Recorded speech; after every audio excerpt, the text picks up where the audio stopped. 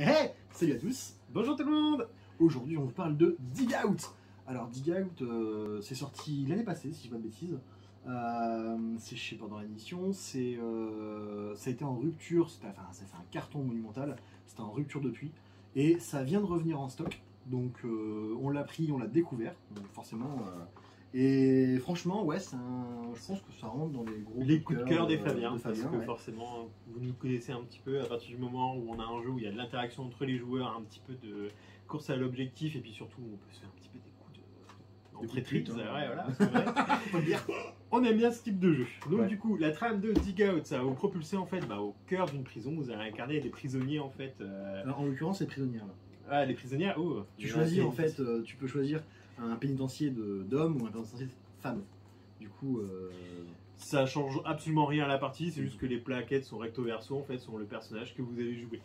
Pareil pour les gangs que vous allez pouvoir rejoindre. Et donc du coup la trame de Dig Out en fait c'est que en tant que prisonnier vous allez chercher à vous évader. Et donc du coup pour pouvoir réussir à vous évader en fait il va vous falloir un certain nombre en fait de cartes, de points de tunnel qui vont vous permettre de vous évader. Donc qui va dépendre du nombre de joueurs. Ces cartes-là, en fait, forcément, vous êtes dans une cellule, donc du coup, il faut creuser dans votre cellule, pas mal quand même. Mais vous allez avoir des lieux communs, en fait, sur le plateau de jeu, qui vont vous permettre, en fait, justement, d'acquérir, en fait, des objets, des cartes, et pour pouvoir obtenir ces points de tunnel, et aussi, forcément, interagir entre les joueurs. C'est ça. Donc les points de tunnel, bien sûr, pour vous barrer, le premier joueur qui se barre de la prison a gagné. C'est super sympa parce qu'en fait, clairement, l'iconographie est super bien faite. C'est-à-dire que vous voyez tout de suite que l'action de vous déplacer, c'est les petits pas, l'action de braquer quelqu'un, c'est un petit couteau, l'action de crafter une pelle, une pioche ou un surin, les surins qui sont les armes principales dans la prison. C'est hyper bien expliqué, pareil pour tous les lieux. En fait, donc on a plusieurs actions, se déplacer, on a un petit dé pour se déplacer en fonction de là où on veut aller et là où on pourra aller forcément. On va pouvoir aller mettre des autres joueurs à l'isolement grâce à certaines cartes. En fait, on va beaucoup piocher de cartes et on va beaucoup jouer de cartes. Il nous faut des cartes pour rejoindre un gang, il nous faut des cartes pour crafter des objets, il nous faut des cartes pour vendre, la monnaie en fait c'est clairement des clopes. C'est la monnaie du jeu, forcément. Comme en prison, dans la cour, on négocie tout à coups de clope. Il y a même la carte coke, tu vends de la coke pour des clopes. Ouais, ça c'est beau. Un sachet de coke pour 6 clopes. C'est ça. Et donc du coup, quand vous vous retrouvez dans votre cellule, vous allez pouvoir creuser. Si j'ai crafté une pelle, je vais pouvoir en fait creuser et placer ma pelle près de mon personnage. Je gagne 3 points de tunnel.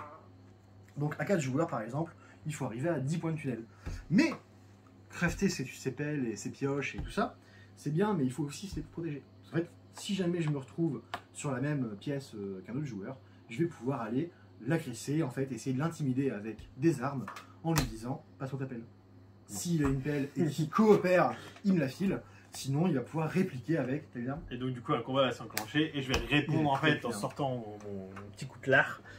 Et là en fait, c'est vraiment un système un petit peu à la Bang en fait, où on va poser des cartes jusqu'à ce qu'un joueur ait une majorité. Et puis donc du coup, ce joueur-là remporte la baston. Et donc du coup, il va y avoir des petits jetons en fait ici pour symboliser la raclée que je viens de lui mettre par exemple. Et du coup, ça va lui restreindre en fait ses actions. Si vous prenez une raclée en fait, ça vous permet de, vous pouvez plus crafter d'objets. Ce qui est quand même assez récurrent comme concept dans le jeu.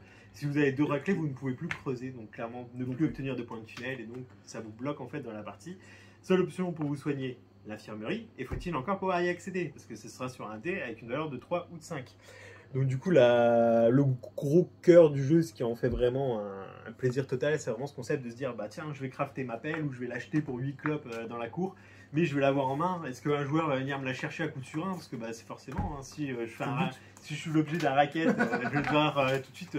Après, je peux très bien dire, oui, tiens, je te la donne. Mais bon, à partir de ce moment-là, lui, à son tour de jeu, peut très bien lancer le dé, dire, tiens, j'ai fait 3, hop, allez, hop, et il creuse, et ça permet d'atteindre la victoire. C'est vraiment le but du jeu, en fait. C'est crafter, se faire piquer les objets, piquer les objets aux autres. Ou alors parier sur le fait que, tiens, j'ai pris 2 petits objets, je vais me faire tout petit et je vais passer, quoi. Mais il y a vraiment énormément d'interactions.